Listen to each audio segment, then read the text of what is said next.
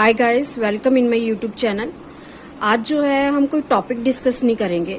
आज जो है बैठे बैठे मुझे ख्याल आ रहा था कि जो स्टूडेंट्स हैं वो कैसे एग्जाम्स को अटेम्प्ट करके आते हैं। तो जब भी मेरी स्टूडेंट से कैंडिडेट से ये डिस्कशन होती है कि एग्जाम कैसा गया, तो जो उनकी बातें होती हैं उससे जो कंक्लूजन निकल के आता है, तो मैंने ये सोचा कि क्यों ना आज एग्जाम को अटेम्प्ट कैसे करना चाहिए उस चीज पर डिस्कशन की जाए। उस चीज के बारे में मैं थोड़ा सा स्ट्रेटेजी बताऊं कैंडिडेट्स को कि कैसे जो है आप प्रेपरेशन इम्पॉर्टेंट है, बिल्कुल इम्पॉर्टेंट है, और जितनी प्रेपरेशन इम्पॉर्टेंट है उतना ही आप एग्जाम को कैसे अटेम्प्ट करते हो ये इम्पॉर्टेंट है। तो ये चीज मुझे डिस्कस करना जो है बहुत इम्पोर्टेंट लगा कैंडिडेट से, तो इसीलिए मैंने आज ये वीडियो बनाई है। टॉपिक प्रिपेयर करते करते मेरे जो माइंड में ये चल रहा था कि एग्जाम में स्टूडेंट्स जो हैं बहुत बड़ी ऐसी गलतियां कराते हैं जो कि नहीं होनी चाहिए, क्योंकि प्रिपरेशन के लिए इतना टाइम देते हैं, इतनी मेहनत करते हैं, लेकिन एग्जाम में जाके जो है अगर आप सही तरह से अटेम्प्ट नहीं कर रहे तो उस प्रिपरेशन का कोई फायदा नहीं होता। तो इसलिए आज जो मैं वीडियो बना रही हूँ वो इसी चीज पे बना रही हूँ कि एग्जाम को अटेम्प्ट कैसे करना है। ठीक है, आज हम डिस्कस करेंगे पीओ के बारे में। तो इसके बाद जो है अगर मुझे इस वीडियो पे आपका रिस्पांस बहुत अच्छा मिला तो उसके बाद हम क्लर्क पे भी डिस्कशन करेंगे। सबसे पहले जो है आईबीपीएस पीओ की नोटिफिकेशन आउट हो चुकी है। दो पेपर होते हैं और एक इंटरव्यू होता है। तो पहले प्रीलिम्स होता है, फिर उसके बाद मेंस होता है और उसके बाद इंटरव्यू है। आपका प्रीलिम्स होना है, उसका पैटर्न क्या है? इंग्लिश आनी है आपको, न्यूमेरिकल एबिलिटी, मैथ आएगा, रीजनिंग आएगी। इंग्लिश के 30 क्वेश्चंस आएंगे 30 मार्क्स के और 20 मिनट उसका टाइम होगा। न्यूमेरिकल एबिलिटी में 35 क्वेश्चंस 30 मार्क्स और 20 मिनट इसका टाइम होगा। और रीजनिंग में 35 क्वेश्चंस 35 मार्क्स और 20 मिनट्स का टाइम होगा। टोटल 100 क्वेश्चन 100 मार्क्स के होंगे और 60 मिनट, 1 घंटा आपको मिलेगा। अब बात ये है कि कई स्टूडेंट्स मैंने देखा है कि जाके पहले न्यूमेरिकल एबिलिटी उठाते हैं, न्यूमेरिकल एबिलिटी उठा के और उसी पे रह जाते हैं। ठीक है, और उनका एग्जाम पूरा नहीं हो पाता।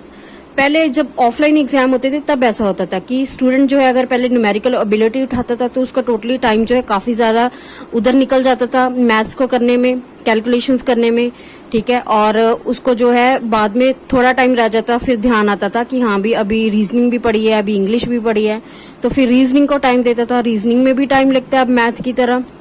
तो रीजनिंग में क्या होता है, उसमें भी टाइम चाहिए होता है ज्यादा। तो फिर या तो रीजनिंग के क्वेश्चन छूट जाते हैं या फिर इंग्लिश के क्वेश्चन छूट जाते हैं। तो बेसिकली मैंने देखा है स्टूडेंट्स जो है हमें आके ये मुझे पूछते होते थे कि मैम पहले अटेम्प्ट क्या करें।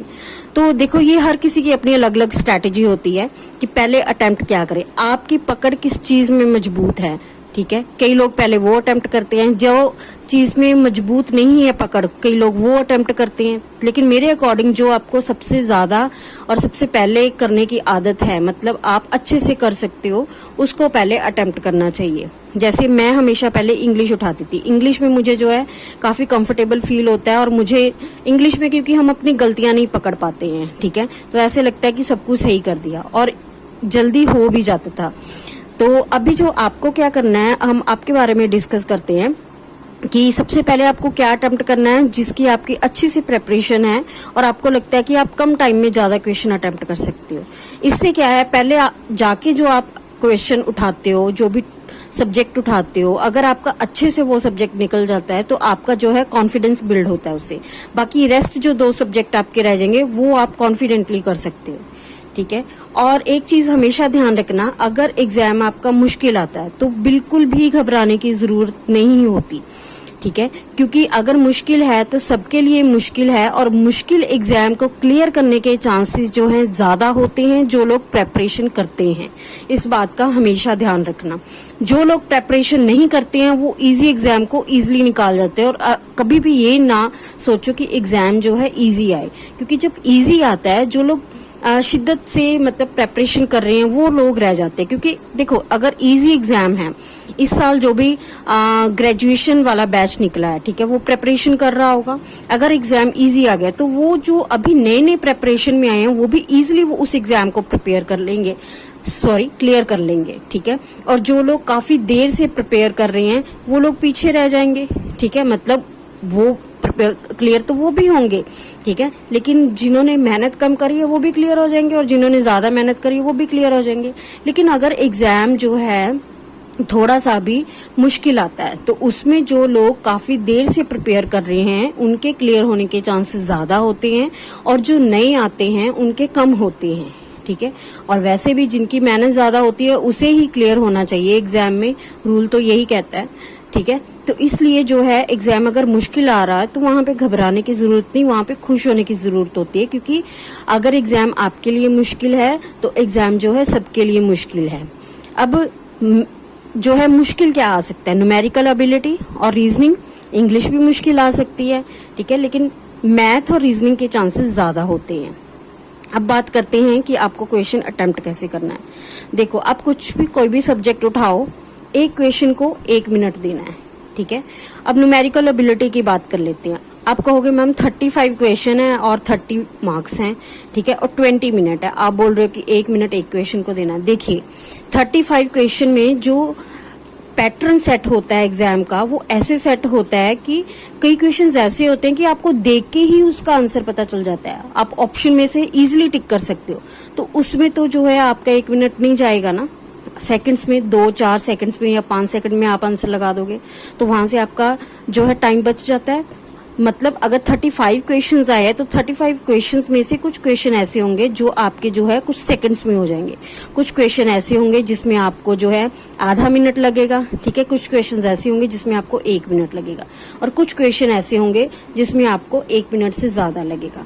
तो जहां पे आपको 1 मिनट से ज्यादा लग रहा है वो क्वेश्चन आपको उस टाइम पे स्किप कर देना है, ठीक है। आपको कौन से क्वेश्चन पहले करने हैं? सबसे पहले देखो, एग्जाम को अटेम्प्ट करने का एक तरीका होता है। वो तरीका क्या है? सबसे पहले आपको जाके जो है एग्जाम को देखना है। सपोज अगर आप न्यूमेरिकल एबिलिटी ही उठा रहे हो पहले, ठीक है, तो आपको क्या करना है? क्वेश्चन देखना है, आंसर आ रहा है, ठीक है, नहीं तो आगे चलो, आंसर आ रहा है, ठीक है, लगाओ उसको, नहीं तो आगे चलो। मैं ये नहीं कह रही कि आप एग्जाम जो है क्वेश्चन छोड़ के चल रहे हो, अभी आपको जस्ट एक नजर मारनी है एग्जाम पे और उस नजर में हो सकता है आपके 5 से 7 क्वेश्चन हो जाएं, ठीक है। मतलब 35 में से 5 to 7 क्वेश्चन होने के चांसेस हैं, ऐसे क्वेश्चन जिसे आप देख के ही आंसर लगा सकते हो ऑप्शन से, ठीक। तो ऐसे क्वेश्चंस आपके हो गए। अब आपको दूसरी बार फिर आना है, दूसरी टर्न में। अब आपको देखना है थोड़ी सी कैलकुलेशन करके जो है आपका आंसर आ रहा हो, थोड़ा टाइम देके, आधे मिनट में होने वाले क्वेश्चन आपको वो करने हैं, ठीक है। आधे मिनट में होने वाले क्वेश्चन निकल गए, फिर उसके बाद आपको फिर एक शिफ्ट लगानी है 1 मिनट में होने वाले क्वेश्चन और उससे ज्यादा। 1 मिनट में जो हो गया उसका आंसर लगा के आगे निकलो, उससे ज्यादा जो हो रहा है उसको अभी छोड़ दो, ठीक है। अगर आपके पास इसके बाद टाइम बच जाता है तो 1 मिनट से ज्यादा वाले जो टाइम वाले क्वेश्चन लेने वाले थे उसको देख लो, ठीक है। अगर वो होते हैं तो ठीक है, नहीं तो आपने काफी जो है एग्जाम अटेम्प्ट कर लिया है, ठीक है। कट ऑफ क्लियर करने जितना आपका एग्जाम हो चुका है। सेम इंग्लिश में करना है आपने और सेम जो है रीजनिंग में करना है।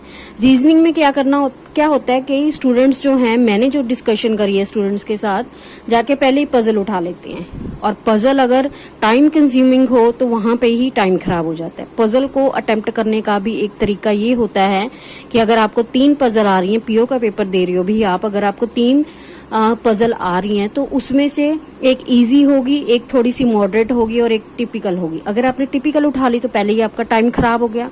तो आपको, अगर आप पजल भी उठाते हो तो आपको ये देखना होगा कि मेरे को 2 से 3 मिनट देने हैं। 2 से 3 मिनट में अगर पजल बन गई तो ठीक है, उसके आंसर लगा दो, अगर नहीं बने तो उसको छोड़ के आगे देखो, ठीक है। मतलब एक ही क्वेश्चन पे नहीं बैठना। देखो हर क्वेश्चन के इक्वल मार्क्स हैं, हर क्वेश्चन के लिए आपको 1 नंबर मिल रहा है। तो ऐसा तो है नहीं कि जिसको आप ज्यादा टाइम दे रहे हो उसके लिए आपको 2 नंबर मिल जाएंगे, ठीक है ना। तो इसलिए आपको एक क्वेश्चन को 1 मिनट ही देना है, ज्यादा से ज्यादा। कम में होता है तो वेल एंड गुड है, और इससे ज्यादा आपको टाइम किसी भी क्वेश्चन को नहीं देना है, ठीक है। और कुछ क्वेश्चन ऐसे होते हैं जो ऑप्शन देख के आपके निकल जाएंगे, तो ऐसे आपके 60 मिनट जो हैं पूरे होंगे। ये जो है मेरी स्ट्रेटेजी थी इसको IBPS प्रीलिम्स को लेके। इस वीडियो पे आपका क्या रिस्पॉन्स आता है उसके बाद जो है मैं PO मेंस के लिए वीडियो डालूंगी कि उसकी जो है उसको अटेम्प्ट करने का आपका क्या मेथड होना चाहिए मेंस को, और उसके बाद जो है हम क्लर्क की बात करेंगे, ठीक है। तो आज के लिए जो है इतना ही। तो प्लीज मतलब इस वीडियो को ध्यान से सुने और इस तरीके से अगर आप एग्जाम में नहीं अटेम्प्ट करना चाहते पेपर को, तो कम से कम जो है मॉक टेस्ट लगा के देखिए इस मेथड से। अगर आप मॉक भी लगाने लग गए तो आपको खुद ब खुद पता लग जाएगा कि हाँ भी कहाँ पे कमी है और क्या आपने इम्प्रूव किया है। ठीक है, तो अगर आपको ये वीडियो अच्छी लगी तो प्लीज़ लाइक करिए, मेरे चैनल को सब्सक्राइब करिए और प्लीज़ शेयर करिए मेरी वीडियो को। Thank you so much.